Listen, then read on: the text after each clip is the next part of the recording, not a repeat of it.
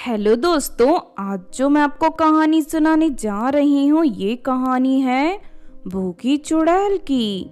तो चलिए दोस्तों देखते हैं भूखी चुड़ैल की कहानी।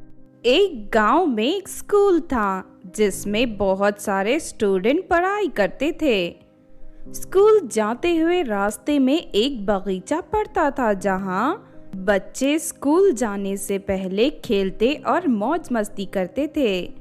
उसी बगीचे के बरगद के पेड़ के ऊपर एक चुड़ैल रहती थी। चुड़ैल रोज बच्चों को देखा करती थी और कुछ नहीं करती थी।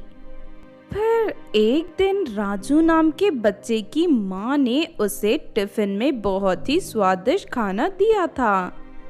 तो राजू ने बगीचे में ही टिफिन खोलकर खाना शुरू कर दिया।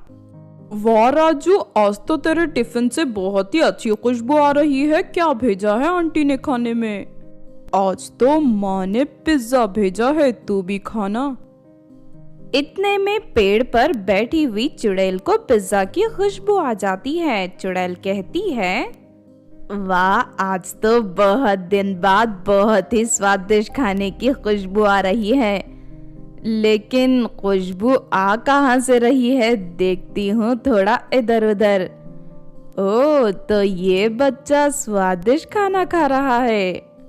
ले बिरजू, ये आखिरी पिज्जा है, हम दोनों आधा आधा खा लेते हैं। वो दोनों पिज्जा खाने ही वाले होते हैं कि राजू के हाथ से पिज्जा छूटकर हवा में उड़ने लगता है और पेड़ के ऊपर बैठी चुड़ैल के पास चला जाता है।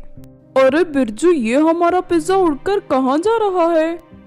देख राजू, पेड़ के ऊपर कोई चुड़ैल बैठी है, उसके पास हमारा पिज्जा चला गया। अब वो मजे से पिज्जा खा रही है, जल्दी भाग यहाँ से।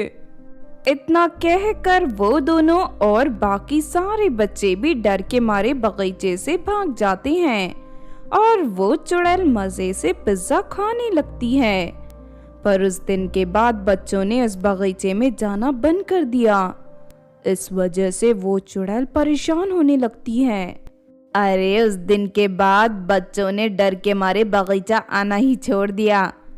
पर मुझे स्वादिष्ट खाना रोज खाना है। एक काम करती हूँ, किसी के शरीर में घुस जाऊंगी और बच्चों के स्कूल तक पहुँच जाऊंगी। फिर उस दिन सुबह चुड़ैल उन बच्चों का पीछा स्कूल तक करती है और मौका देखकर बच्चों की क्लास टीचर के शरीर में घुस जाती है। बच्चों, कैसे हो तुम सब?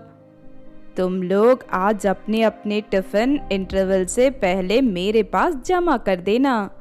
मैं देखूंगी कि आप सबके पेरेंट्स आपको पौष्टिक खाना भेज रहे हैं या नहीं।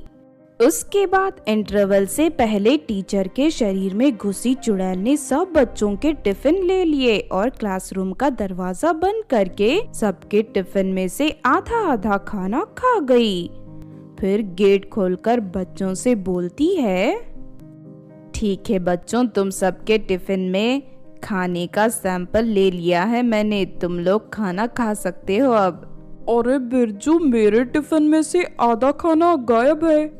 मेरे टिफिन में से भी आधा खाना गायब है।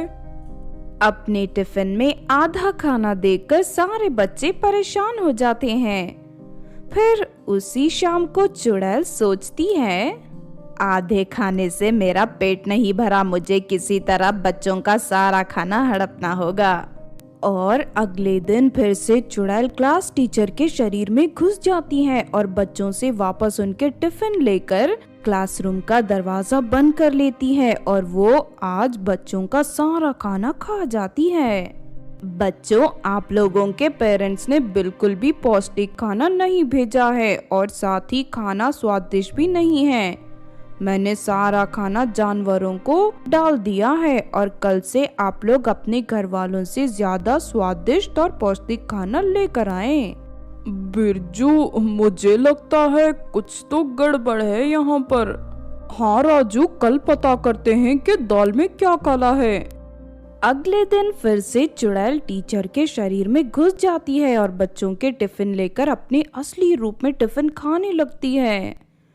पर इस बार राजू और बिरजू खिड़की से उसको टिफिन खाते हुए देख लेते हैं। ये तो वही चुड़ैल है जिसने बगीचे में हमारा पिज्जा खाया था।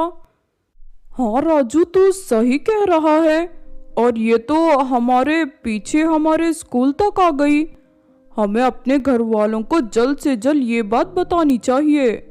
दोनों घर जाकर अपने घर वालों को ये बात बता देते हैं।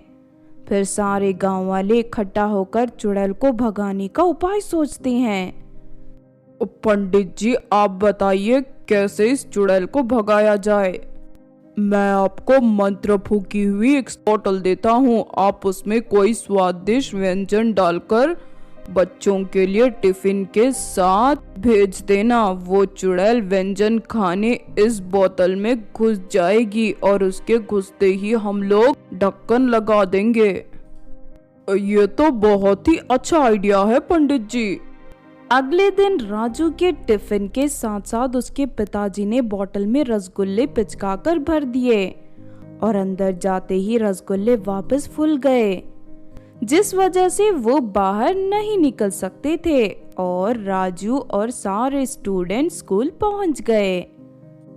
बच्चों, अपने अपने टिफिन मुझे दे दो, आज भी मैं आपके खाने की जांच करूंगी।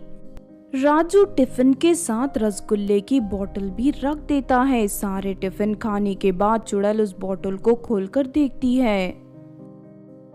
अरे वाह, ये तो मेरे पसंदीदा रसगुल्ले हैं, पर ये बोतल के अंदर क्यों है? चलो, मुझे क्या लेना, मैं तो चुड़ैल हूँ, मैं तो इस बोतल के अंदर जाकर भी इनको खा सकती हूँ।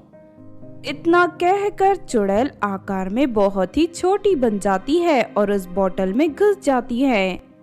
सारे गांव वाले खिड़की से ये नजारा देख रहे होते हैं। जैसे ही वो बोतल में घुसती है, वो लोग बोतल का ढक्कन बंद कर देते हैं और उस बोतल को बहुत दूर जंगल में दफना देते हैं। तो आपने देखा दोस्तों भूखी चुड़ैल की कहानी। अगर ये कहानी आपको अच्छी लगी हो तो जरूर लाइक करें और हमारे चैनल छोटू टीवी को सब्सक्राइब भी कर लें। और हाँ दोस्तों, हमें कमेंट करके जरूर बताना कि आपको कहानी कैसी लगी।